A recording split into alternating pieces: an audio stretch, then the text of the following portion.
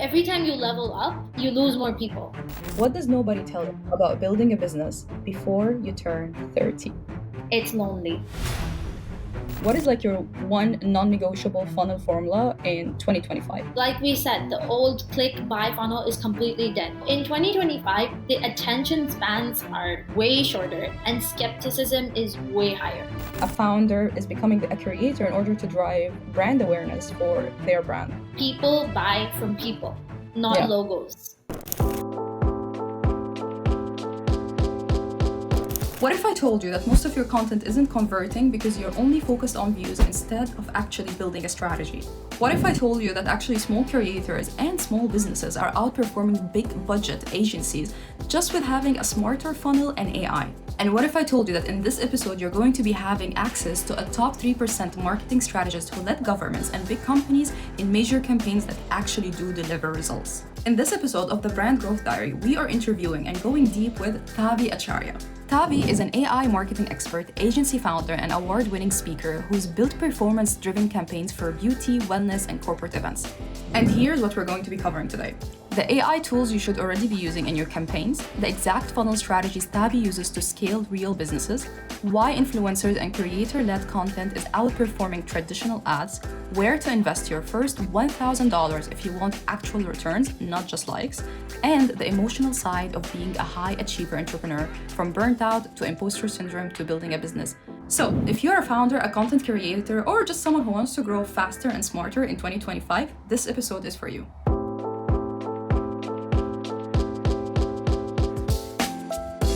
I'm very excited for us to get started today. And the amount of tips that we're going to be sharing, like literally two marketing buddies, and you're like literally the goddess of performance marketing. So we're Oh excited to God, get started. stop. We're literally excited to get started with all the tips, specifically for like new brand owners and startup owners. So the thing is, usually like they're kind of stressed. They don't know how to get started with performance marketing. They don't know who to trust. They don't know how to get on the right strategies for them.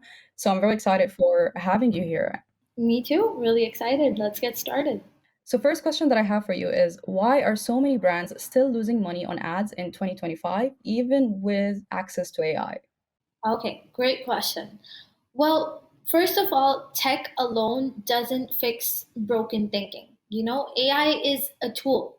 It's not a replacement for strategy and it's not a replacement for experience. So a lot of brands are still losing out on, losing money because they're using AI like a toy. And AI is incredible, but it's not magic. Like you cannot use it to replace strategy. So, for example, using ChatGPT to write an ad doesn't mean that it's the right message for your audience. You need to feed it the right data, you need to test multiple versions, and you need to keep optimizing based on real results. So, in my opinion, AI is a jetpack, but you still need to know where you're flying. You need to know your audience, you need to know your strategy. Otherwise, you're just crashing faster. Exactly, 100%. I totally agree with that. And actually, I want to know what's like the one ad strategy that still works, no matter how much like the algorithm changes. So my go-to ad strategy for conversions is a compelling offer, urgency, and retargeting. Like this trio hasn't failed me in years because platforms change, targeting evolves, but human psychology that stays. So basically you have to obsess over your audience. You need to put yourself in their shoes, understand their pain points, their desires, their motivations, and this framework really works. I call it the problem agitation solution framework for my ads, and it converts every time. 100%. Also, like I've seen a lot of millionaires, they talk about how if we had ChatGPT at our time, we would have achieved Yeah, like our goals way faster. So the thing is, I want to know correct. like, how do you actually use AI to start driving revenue for your firm? So every touch point has to be optimized with AI, whether this is predictive audience modeling or it's AI ad copies, variations, visuals, or even chatbots that just qualify your leads in real time. The real secret is that you have to use AI to remove the friction and the guesswork in the whole process so that businesses they can move faster and spend smarter. For example, I don't just use chat gpt, like I don't just chat with it, I train it, I feed it Yes, brand exactly. tone, I feed it product info, the customer pain points, sales history, and then I have it generate these things, like ad copies, landing page wireframes, email flows, etc., etc. So you really need to train your AI smarter, and then the output that they'll give you is going to be much better. I 100% agree. So the thing is, like, always when I used to work on making some copywriting for my clients, or let's say some captions, some descriptions, and so on. So what I would do is that now, because my chat GPT, I only like the way that I write personally. And even my clients, Yeah, they're used to the way that I write. So of course, if you go to chat GPT, it will give you the same weird emojis, kind of like exactly. lame script or like lame description. But now, because I've Yeah, been talking to my chat GPT, like it's like my unpaid therapist, literally. So it turned I can that relate. how I speak. Yes, I Yeah, swear. Like literally like now it knows how I speak, the tone of Sundus, how Sundus describes things. And like correct. also I would love to add on that tip that you gave is that try to always like use the same account. So the thing is, what happens is some people, Exactly. yeah, different accounts, but it takes months until you're able to reach with your chat GPT to that level. So Yeah. 100% Like with you. ChatGPT actually saves memories. Like when you tell it something, it will actually save that information so that it can remember it later on, for whatever task you give it. And if you will see my prompts, they're like usually people are like this much. My prompts are like 2, 3 pages. Sometimes I upload documents. And this is actually like with the newer versions, you can actually upload documents like performance reports and whatnot, and then ask it to give you outputs. So I think that makes a huge difference rather than just writing 3 sentences like, give me this, you know? Yes, yes, true, 100%. Actually, now I have some controversial question. DeepSeek or ChatGPT for you? I haven't, to be honest, I haven't, like, everybody's raving about DeepSeek, but I'm so loyal to ChatGPT. Like, Same. ChatGPT is my best friend, my lover, my therapist, my everything. So I don't think I'm ever going to leave ChatGPT for any other AI. So, yeah, Same. Same. I tried DeepSeek. DeepSeek. Okay, so I don't know. A lot of people say there's a paid version. I haven't witnessed the paid version. DeepSeek, the yeah, free version, is better than ChatGPT, to be honest. But I am, correct. as I told you, I am very loyal to ChatGPT. Here, Same, now, and same. every day. My Literally. team is like they're all split. So some of them are using Gemini, some of them are using Claude, some of them are trying out the newer GPTs, the AIs that are coming out like DeepSeek and all. So I just tell everyone that, guys, use what you're used to, use what you're comfortable with, as long as you're putting in the right information. So that's my For me, opinion on I that. think Gemini is great, but it's not as good as ChatGPT for me. I don't think something is gonna top that. At least the paid version for me, like, is the best. Yeah, ChatGPT is great. Even Gemini has come out with a lot of new updates and features. So I am definitely like, I have tried a few of them and I'm gonna try more of them. But I still think at the end of the day, I'm gonna stick with ChatGPT, not just because of how comfortable I am with it, but because of how much history it has and how much Exactly. knowledge I've already trained it. So it's like, Exactly. it's part of my team now. So I just don't want to replace it with someone else. You know what I'm saying? So 100%. It became like a mini Thavi now. Like, so it's like your assistant exactly, becomes kind of like you. And then, yeah, I mean, it makes your process and your work way faster and way more efficient. So 100% with you on that. exactly. All right. Correct. Now, a next question, and this is actually one of the most asked questions by marketers and Yeah. by new business owners, is like basically, this is a question for you, all right? So, if Sure. someone gave you $1,000 and said, run campaign that converts, like they just give you $1,000 and they want you to convert for them this campaign, what would you do Yeah. step by step? So before I go ahead and tell what I would do step by step, I want to put out like a message down there, like a heads up. So one thing is that I tell this to business owners. It's a funnel, right? Like it's not like monkey see, monkey buy. Doesn't work that way. You have to warm up the audience over time.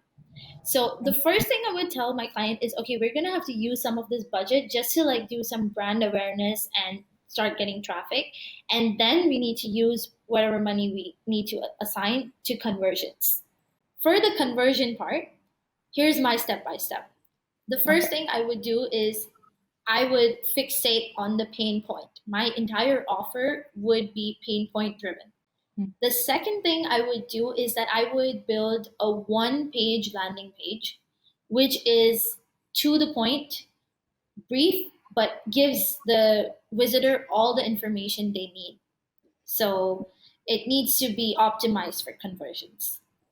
Third Okay. thing I would do once that's ready, I would run ad campaign where my audience, my target audience is most active with creator style UGC, and also try to build some urgency on top of that. The fourth thing is that I would retarget the people who've shown interest. I would retarget them with testimonials, basically social proof. Mm. And also, if applicable, I would try to put some scarcity in there, like, before it gets sold Yes. out or like getting booked up really fast, things like that. And the last thing is that I would track everything with UTMs and heat maps. And that's how 1,000 becomes 5,000, 10,000, if you know your audience. Exactly, 100%. I'm with you with that. And also, one thing, like when I'm looking at Timo's app marketing, honestly, it's one of the most advanced. Like, it's one of the craziest things that would drive you to just buy random things that you don't need. And it's not really about Yeah. the price. I mean, the price definitely does play a factor, but what I really Yeah, think it plays a does. factor as well is the amount of offers that they throw at you, the amount of games and the challenges that you go into, and it's extremely like Yeah, user engaging as well. So yeah, I see your point 100%. Actually, I have one question that definitely. like just came to my mind is about the landing page. So the thing is, what is like if a client tells you that I'm not going to change anything in my website, and they give you just their website like that, they don't want to like work on any landing pages. So what is like the red, like something that no way you can work with if you're just thinking about that? I mean, the landing page thing you just said, that immediately was a red flag to me, because if it just like raised all the alarms in my head. If there's someone who's like, no, I'm not going to help you optimize the funnel, I just want you to sprinkle sparkles over rubbish and go out and sell it, Mm. I'm not going to be able to do that. And Yeah. I'm very transparent about these things from the beginning, that look, it's a team effort. If I do the best marketing in the world, but Yes. your touch points are, lacking, to be blatantly honest, if they suck, then no amount of ads and marketing is going to get you conversions. So we need to fix everything. Like, everything is interdependent on each other. Your landing page, your social media, your chatbots, your sales team, everything is interrelated. So I always take on projects with this 360-degree approach. Doesn't matter if you're working with me for just ads or just social media. I'm still going to look at all your touch points and I'm going to have them optimized. And I give that heads up before we start working, that look, you're going to have to change things around, and that's how we get you business. So that's just my approach to it. No, 100%. The thing. Some clients I've worked with, what they would think is that, all right, because we're paying you, so we don't want a Yeah, headache. Right? We just want you to take care of exactly. everything. We want to see followers by the end of the day. We want to see sales, but they don't want to support Yeah, with the website. They don't want to support with creating content. They don't want to support with anything else. Like basically their part, they don't want to contribute to it. So the thing is, this also correct. makes my job difficult to help them. So the thing is, it's a two-way thing. Like Definitely. if I'm gonna bring this even back to if you imagine you're going to a doctor or a Yeah, therapist, and your therapist is literally walking with you step by step that you need exactly. to do this, you need to say no, you need to have boundaries, and then the next day you don't You follow what go she's and do saying. exactly the opposite of that. Exactly. You can't go later on and blame her and say that like, okay, it's because what is it called? You're not a good therapist. This has nothing to do with that, and Exactly. you don't follow her steps. 100%. Actually, Exactly. speaking of funnels, what I want to know is that it has been like a common thing that's known that funnels are broken unless you are doing this. Absolutely. Okay. So the Yeah. thing is, now I want to ask you, what is like your one non-negotiable funnel formula in 2025? What will for sure work in 2025 if, as you said, if the client and the performance marketer they collaborate together? So, look, like we said, the old click buy funnel is completely dead many years ago. Yeah. So, in 2025, the attention spans are way shorter and skepticism is way higher, right? So, it Yeah. all comes down to trust.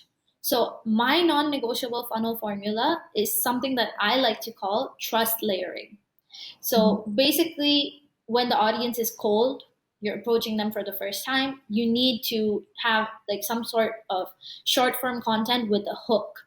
Then to warm them up, you need to double down on your offer and give them like some free value. This could be like downloadable guides, or this could be like some behind the scenes, or just like any kind of free value that you can give them.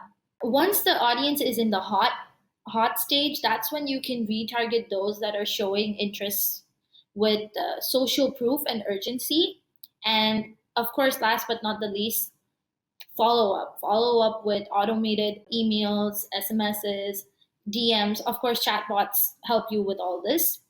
And focus on the offer. Like they should feel like this offer is the best offer in the world for me because the person on the screen has exactly the same problems as me. So to sum it all up, one high converting landing page, one traffic source, and one clear call to action. I believe at the end of the day, simplicity scales. Like most brands, they overcomplicate it. Their funnels, they don't look like this, they look like a maze. So the real win is in tightening the gaps, removing the user confusion, and just getting them from here to here. Exactly. How many times do you think, in terms of follow up, is too much follow up? It depends on your audience and it depends on what you're selling. You know, for example, if you are selling something that they're going to need regularly, then multiple follow ups, those are fine. A lot of automations, them touching base with you again and again, that's fine. But if you're selling something that maybe they buy it today and they don't need it for the next 6 months, then you don't want to be too aggressive. You want to give them some time. And but yes, you do want to keep the relationship with them. You still Yeah. want to keep them in your funnel. You You don't want still them to want to forget. retain them.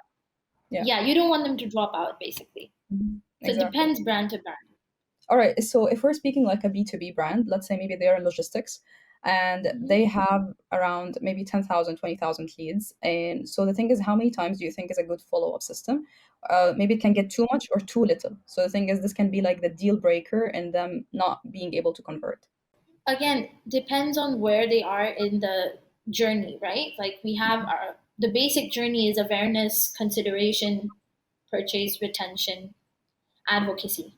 So Mhm. you want to your follow up should be to push them to the next phase of that journey, of that funnel.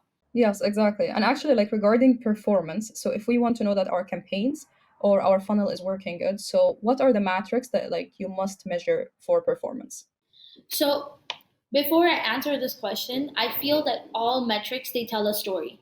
Mhm. Even something as simple as reach and impressions, they're still telling you a story. So it's True. important to take a look at all the metrics before you draw any conclusions. But to answer your question for performance, I would go like these are my I fixate on these. Click through rate, cost per result, that is, your cost per lead, your cost per sale, Okay. return on ad spend. Of course, this is business owners' favorite metric, return on ad spend. For every dollar we're putting in, how much are we getting out? Exactly. And then, of course, we have customer acquisition costs. How much are we spending to gain each customer? And Okay. last but not the least is your conversion rate. Are my landing pages actually selling? So these are like this is my kit of metrics that I fixate on. But at the end of the day, you have to view everything as a whole picture together. All right. So now we have this is like also a very commonly asked questions is that why are creators outperforming agencies and how can brands copy that model without breaking the bank? Because one thing I have seen as well is that founders are getting more traction and people are more interested in their story than their Correct. brand. So now it became even like a kind of a founder is becoming a creator in order to drive brand awareness for their brand. So I would love to know Correct. your thoughts on that. I think it all comes down to trust. People buy from people, not Yeah. logos. So a creator with so a No. creator with an iPhone can outsell a studio shoot because it feels real. Like brands need to act like people, not corporations. And creators are real selves. We're in a trust economy. A creator talking to their followers, it feels like a friend's recommendation. What I would say is that brands need to have they actually need to have a personality. They actually need to have a face.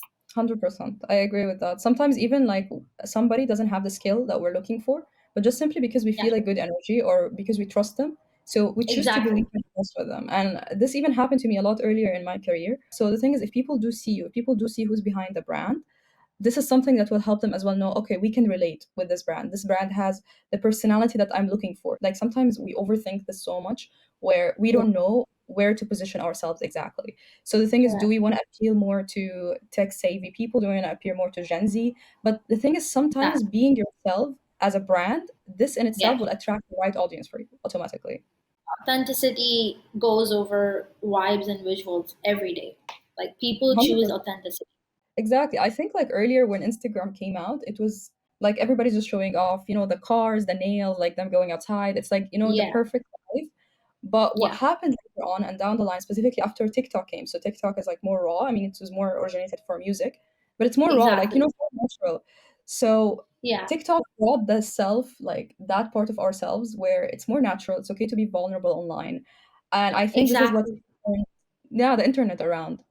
It's the vibe. It's the Yeah. vibe that people are sharing. And I really love this point that you said. It's that before people wanted to go after that perfect life kind of imagination. But now it's like people, like I'm seeing delivery riders, I'm seeing cleaners, I'm seeing people who are showing their authentic story, and people are loving it. Like people want to be like, "Oh, what is his life like? What is her life like? What are the actual struggles that you don't usually see on camera?" And now it's blowing up. Like even simple things like daily vlogs. 8 a.m. I did this, 10 a.m. I did that, 12 p.m. I did that. And people are watching. And it's amazing. And it makes a lot of sense because, like we said, authenticity is what people are really craving for in this world that is very made up, like so many people are just showing you rented cars and sets that are not real. And so people want to watch something real. Exactly, 100%. This is the sentence of this episode. People want to watch something real, like note that down, literally. So, and this actually brings us Exactly. to our next point, is that I want to know, is UGC even still relevant in 2025? Because now there is also the introductions of EGC. But I want to see your Yeah. take on UGC. UGC, it's like three things. Like if you have these three things in your UGC content, it's going to convert. Maybe not today, but a few months later. So, three things: relatability, rawness, and one strong hook in the first 2 seconds to capture their attention.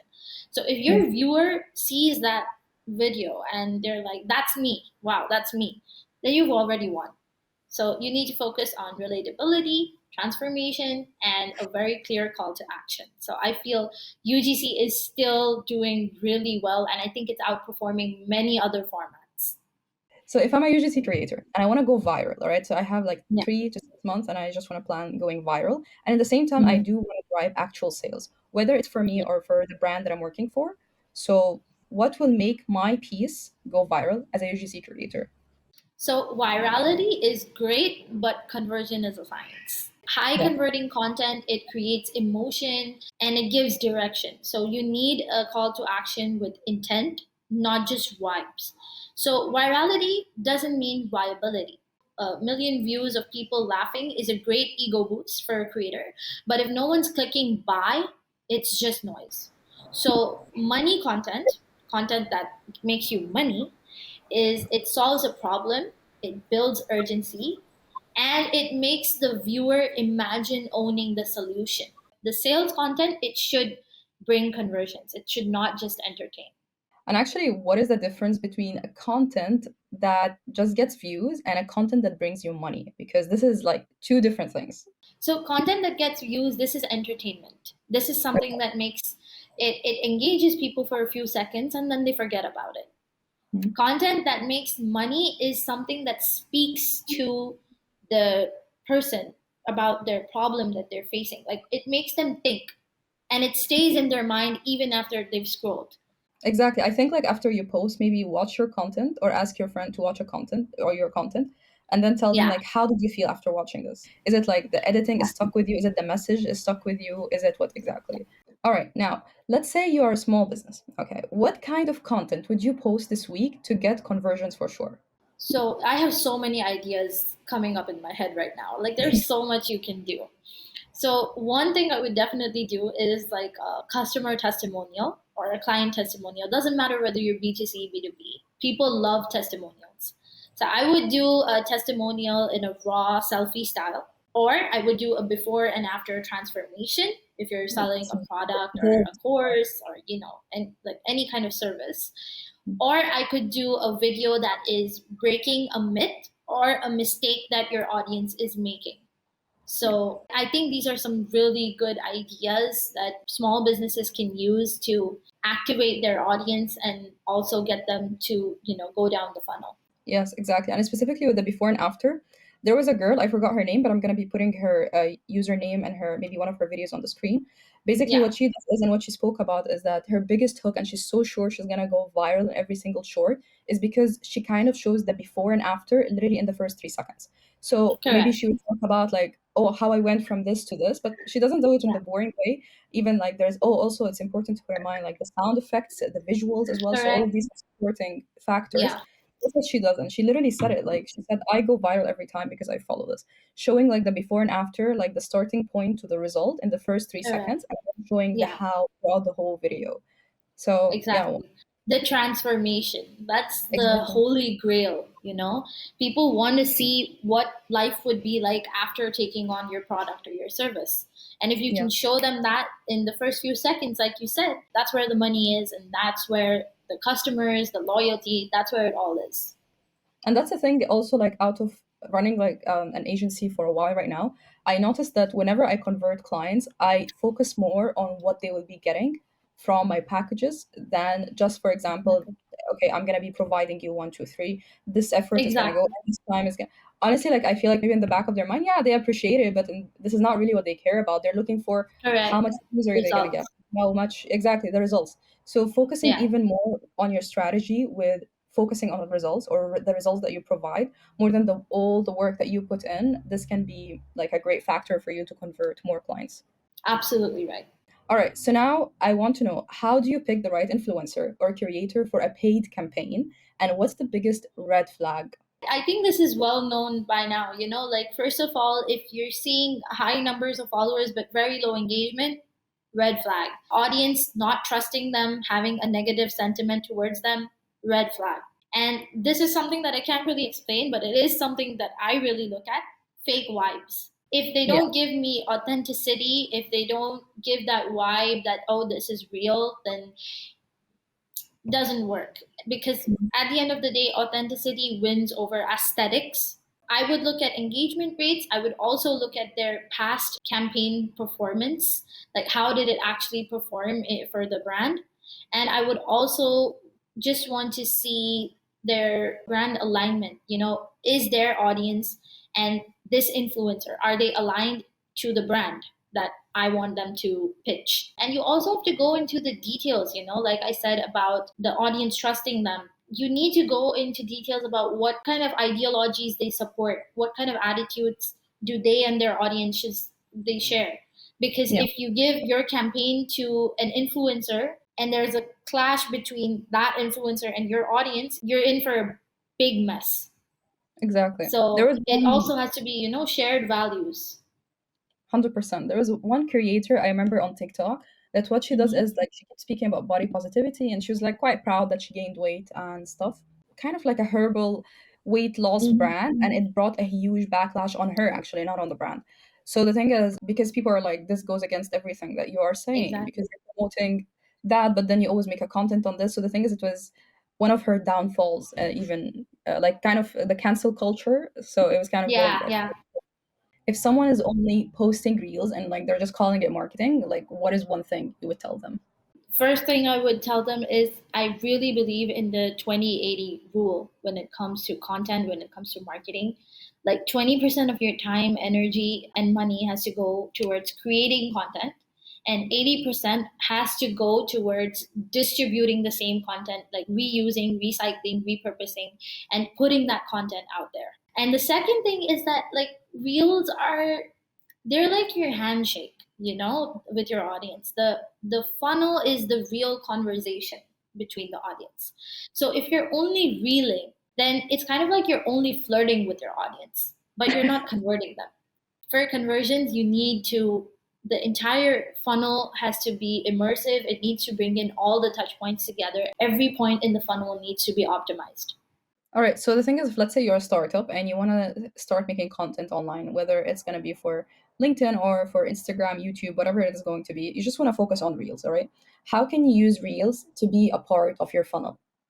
So you need to do different reels for different audiences, right? Like cold audience needs different reels, warm audience needs different reels. Your hot audience that is ready to make the purchase needs different reels. So you cannot use a one size fits all kind of approach when you are putting out content to engage with your audience. It needs to be relevant to where they're at in the journey. So that's something I really believe in. And of course, there's a lot you can do even with just video content. You can play with it so much. You can do short form, you can do long form, and just placing it in the right places. This is something that we call content seeding. Just seeding it correctly across different platforms. Like, example, we're doing this podcast right now. Doesn't make sense to take the entire 1 hour video and just post it everywhere as is. So maybe you'll post the full version on YouTube, but then you can repurpose it into short form for TikTok, Instagram. Maybe you could repurpose it into an audio for SoundCloud, Spotify, etc. So I think there's a lot to do with video content. There are some people, they take videos and they plug it into AI tools and they get blogs made out of them. So there's so much you can do even with reels. There's so many different ways to repurpose it. And actually, speaking of AI, I want to know what is the one AI tool, even though I already have a feeling what you're using. So, what is like the one AI tools that you use every day and with your heart, your soul, and why? So we've already said ChatGPT, but I'm going to give you another one, Claude. I use ChatGPT plus Claude AI every single day. I use them to brainstorm offers, to write ad copies, to build email flows, write pitch decks, scripts, and I even use it for analysis, like analyzing survey data, analyzing performance reports. So I feel Claude is really good for longer context. Like, this is something I would like to point out. It does really well when you give it larger documents to deal with. And GPT, it's great for tone and flows. Okay, so one thing we have covered as well is that you have trained government and brands, and this is like really interesting for me. How would you explain AI marketing to someone who's like overwhelmed by it? Really good question. And this is something that I really like. I'm really active about this. It's I tell people, like, when they walk into an AI training or an AI class, they have this premonition. First of all, there's a very negative sentiment towards AI these days. Like, they constantly feel like AI is going to replace them. So I tell them that, look, it's not replacing you, it's upgrading you. So start Yeah. with one task, something very simple like ad copywriting, and then scale up from there. Like, take baby steps, but make big impacts. So I just tell them to first of all think of AI like, a junior assistant. It's super fast, never gets tired, but it needs your guidance, your direction. It needs you to feed in the right information. Second thing I tell them is, like, you don't need to be all techie.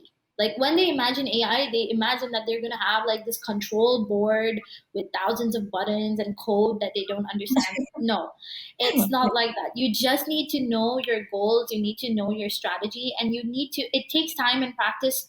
Like, you hear these words a lot these days, right? Like prompt engineers. Prompt Mm, engineers are nothing but people who know what to say and how to get the exactly. work done by them. So I think the more practice you do, the better and better you get at giving prompts, like basically just telling AI what to do for you. One thing I like to add whenever the topic comes up that AI is going to take your job is that remember when the computer came out and everyone used to say that, yeah, this is going to take our job. But no, it created Exactly. more jobs. But the thing is, like, maybe this is the one advice I would give to anybody who's afraid of AI. You just need to stay upgraded. You need to be upgraded with all the information. Like, you cannot be stuck back in 2010. No, now it's 2025 and be ready for 2030. So this is the type Yeah. of mentality that you should be having if you don't want to be left behind. Absolutely right. Absolutely. All right, now can you give us like one automation tool or one automation that you have built that saves you 10 hours a week? I use many, but this is like the one thing I cannot do without. I've automated all my ad reporting with Google Looker Studio and Supermetrics. So basically, what it does is that it pulls all the performance data from Meta, Google, TikTok, Shopify, etc., etc., and it puts all the data in one place. So rather than me and my team manually pulling performance reports, we've got a real time dashboard that updates daily. So this includes everything: your ROAS, your CPAs, your top products, your funnel drop offs. It's all there, clean and visual, and no fluff. So it saves me at least 10 hours a week. It keeps clients impressed, and it lets me focus on scaling rather than spreadsheets. What does nobody tell you about building a business before you turn 30? Okay, there's so much that people don't tell you, but like what's at the top of my mind right now is that it's lonely. Like you will lose people, you will miss out on normal things, like like teenage life, college life. Like basically you miss out on your youth, to be very honest. I feel that way, like because I've been working from a very young age. I didn't get to enjoy my high school years and college years like many of my peers did.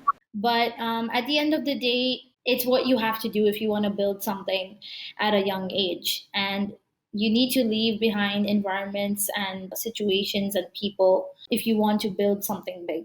So I know it sounds really dark, but it is what it is. No, no, not at all. I completely understand you in this.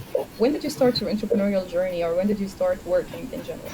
I started working at the age of 16 actually. Like I didn't have like an official job at 16 because people don't employ you before 18, with a job.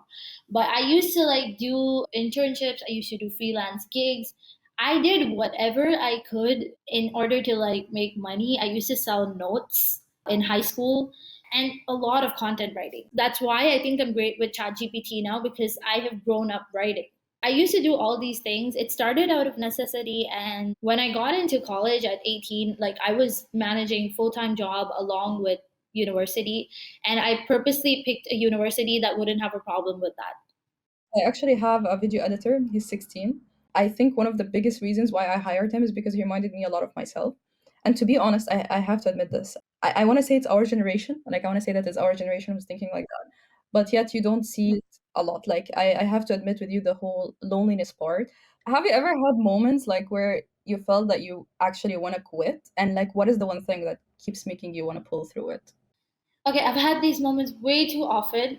More like I don't even want to count the frequency right now. What really pulls me through at the end of the day is dreams and promises. I constantly want to give my family a better life. This is like the one dream that keeps me going. And the second thing is the promise I made to myself, when I was in that dark place, when I had to start working out of necessity, and like a lot of things were very difficult at that time. I made a lot of promises to her. I owe that little version of me everything. So when I feel like quitting, I'm just like, no, I have to do this for her. I have to do this for my family, who I just want to, give a better life, and I want to level them up and things like that. Now, actually, I want to know what is like the loneliest part about being a high performer that we don't see on Instagram or we don't see on social media? I think the loneliest thing is outgrowing people, outgrowing conversations, outgrowing environments, because you no longer shrink yourself in order to make the world around you comfortable with who you are. I think it's just like every time you level up, you lose more people. We are kind of living in a man's world. That's Mhm. what they call it. And even in most businesses, it's mostly male dominated. Correct. You walk into rooms where you're like the youngest, probably even the only woman, and Mhm. you can still manage to lead and close deals. So, how do you do it without losing yourself? Really good question because I struggled with this question for years. When people see capability and potential, especially in someone who's young, especially in someone who's female, they are going to try to make you feel smaller. There are many people who do this. They're going to try to make you question your own capabilities and just make you feel like you don't belong there. So, this is something that I struggled with for a long time, especially adding on the fact that I myself struggle with imposter syndrome. So, it made that way worse and way more difficult. How I learned to deal with it is that I own my space now. I don't ask for permission to show myself as who I am.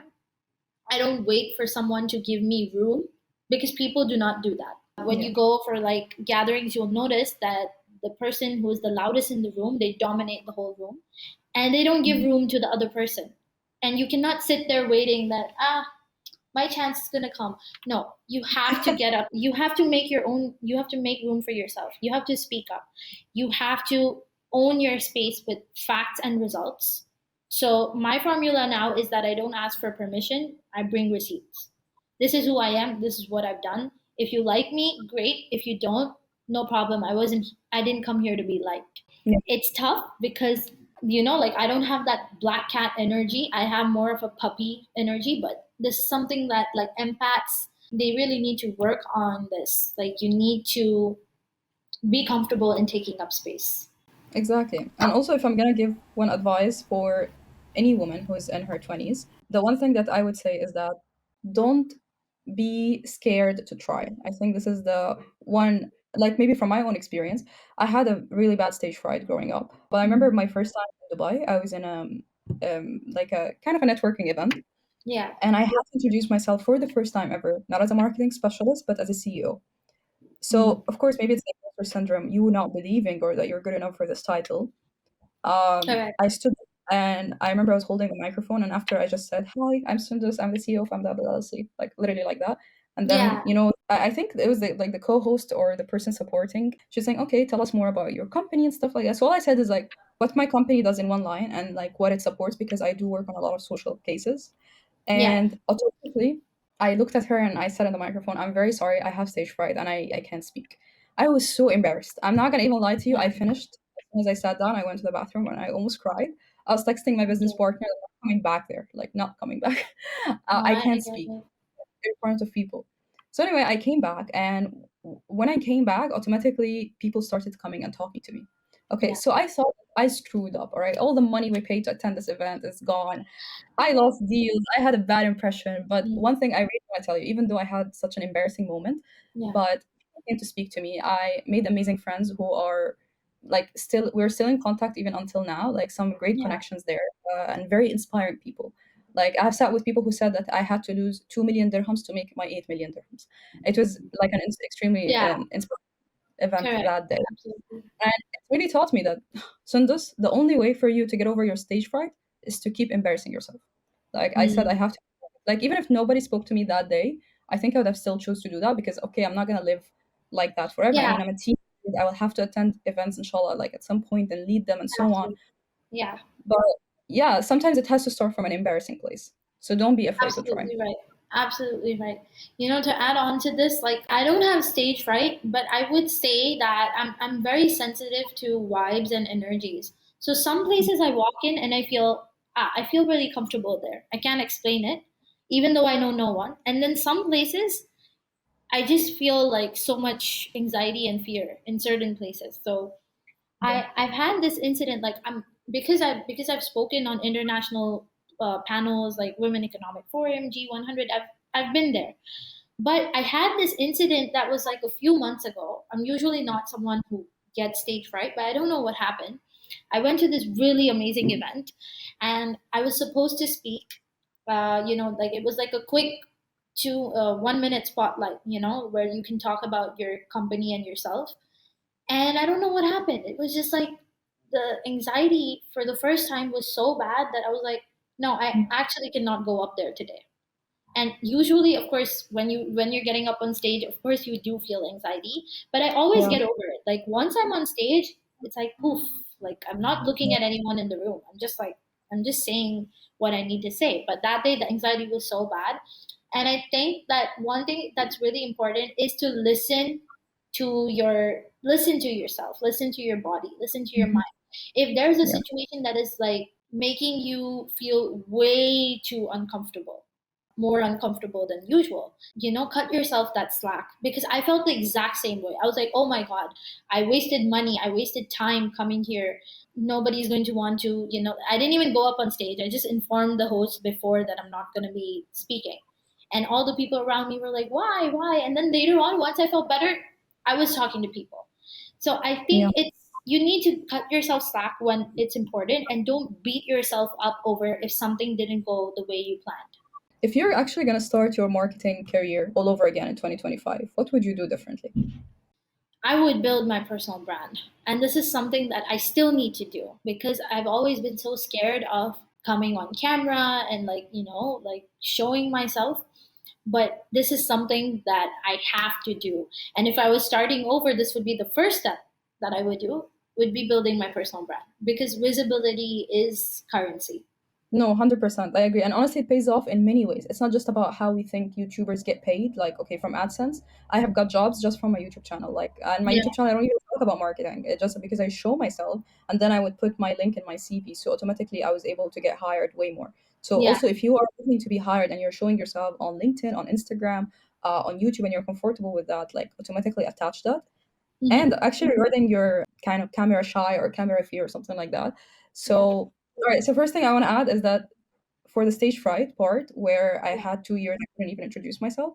So around end of last year, September, no, October, I hmm, hosted my first corporate event, and it wasn't even for me. I was like hired by a company for that. So yeah, the thing is, this is like the one hope I just want to give to whoever is watching, that yeah, there's progress. It's just a compound growth, little growth. Maybe you don't see it in the time, but you'll see it yeah, later. I saw 2 years, like when I was able to host that event. Same yeah, thing with being camera shy is like practice. Just keep practicing, embarrassing yourself, yeah. crying. you know, Yeah. literally. What's one piece of advice that changed everything for you? The one that's at the top of my mind right now, based on the entire conversation we've had, is that learn to enjoy daily life. Like, learn to enjoy your work, learn to enjoy the struggles, learn to enjoy the hurdles. Because life is never going to be like, oh, my checklist is all done.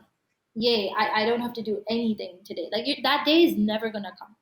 There's always going to be more things added to your checklist. There's always going to be more clients that you have to go after. There's always going to be more money that you have to make.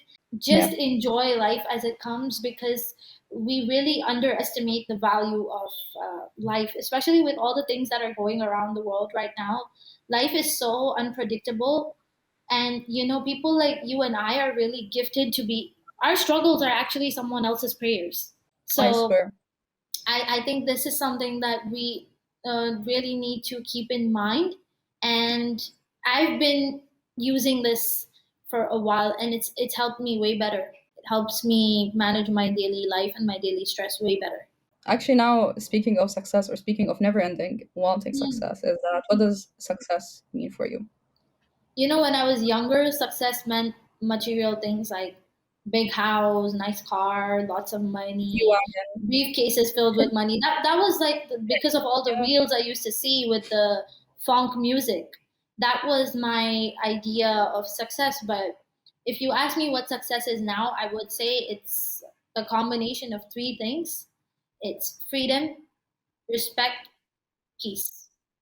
Like being able to choose my clients, being able to control my time, and being able to deliver my impact. This is success to me. And I'm not just going to run after new levels every time now. Like, this is what success means to me now. exactly.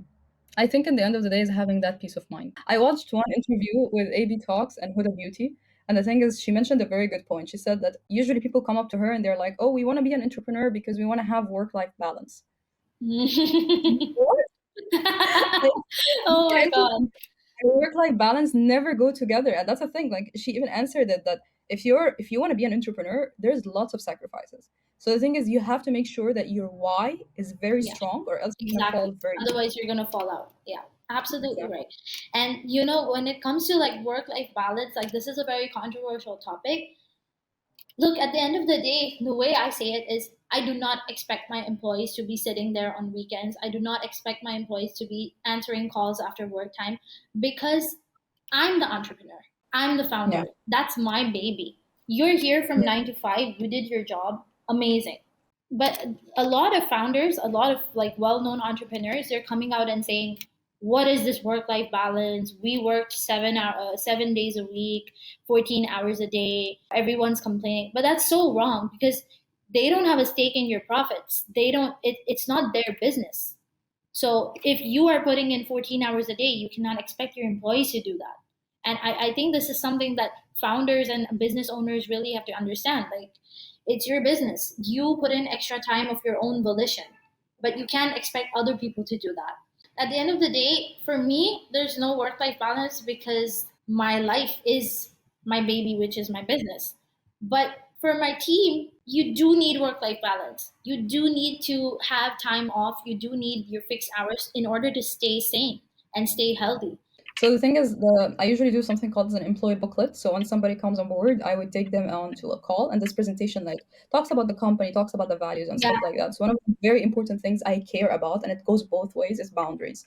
So correct. I have boundaries with my team. Also, my team Yeah, understand that yes, sometimes in emergency situations where they need to work in the time that they're not usually working in. But other than that, they know very well that I would respect their time off. I would not text them during that time because, by the way, something a lot of clients and at the same time a lot of business owners forget about is that when you text, even if they're gonna work on it on their weekday, but this causes for them stress. So the thing is, you have interrupted their weekend, you have interrupted their exactly. after hours, and I think like you shouldn't unless like it's something like okay, no way, you just can't hold it, like you're scratching, you have to send that message.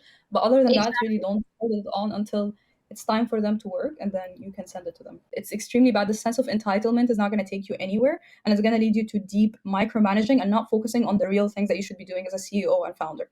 So just like Exactly. throw this out of the window. Absolutely right. And what I would tell founders is that manage, like, plan better, because your lack of planning shouldn't be someone else's emergency. Like, Exactly. this is something that hit me hard. I was like, this is right. Why should my lack of planning or my you know mishap be someone else's emergency? It's not fair. So of course I Exactly. totally get what you're saying. Sometimes there's a situation that just cannot be postponed, but like most of the time I think business owners really need to learn better time management and planning so that everyone's happy, everybody works in their hours, and the deliverables are on the table before the deadline. Yeah, 100%. I always say this, that if something goes wrong in the by the even if the employee does that wrong thing, Yeah, yeah, I know this is gonna sound very, very bad to every founder watching this, but it's your fault. Like, so sorry, it is your fault. And I say yeah, this because you haven't built a system that is suitable correct. for this employee to work in. All right, so to end this right now, if let's say somebody is feeling stuck right now, but they know they have got a dream and they believe in it, but they're just feeling stuck, they're feeling down, what would you tell them? Just start, because I've been there. I'm working on a startup as well. It's a martech platform that I'm building, and for the longest time I was just sitting there with a plan, and I just kept reworking the plan. Kept reworking the numbers, and then like some people told me that, look, no matter how good your plan is, if you're not going to start, it's not going to go anywhere. You have to stop being scared. You have to stop being like, oh, what if I get rejected? Oh, what if my numbers are wrong? Oh, what if I screw up? Take action, and your action is going to be imperfect, but launch that idea. Start that journey. Like, clarity comes from doing, it doesn't come from thinking. And I'm that kind of person. I keep thinking, I keep planning, I plan 10 years ahead, but I learned that that's totally wrong. It's like a foggy road. You keep going ahead and you see the next 1 meter. You cannot expect to be standing at point A and then be able to see the destination. So it's just Exactly. something, things start moving, you start seeing things start falling in together in place once you start. So that's my answer. Just start. No, awesome, great. So literally same thing. I would always tell that person is that if you knew you are 30 failures away from your success, wouldn't you want to fail faster? Like what is Exactly. holding you? So just Exactly. get started. And honestly, like just remember this, you are gonna do mistakes anyway. You're a human, all right? You did not like you were not born and just came out of your mom's tummy, be able Yeah, to hold a spoon when you're able to walk. It took you time, it took you many falls, but you were able to do it. So same thing with any skill. And don't judge yourself, don't be so hard on yourself.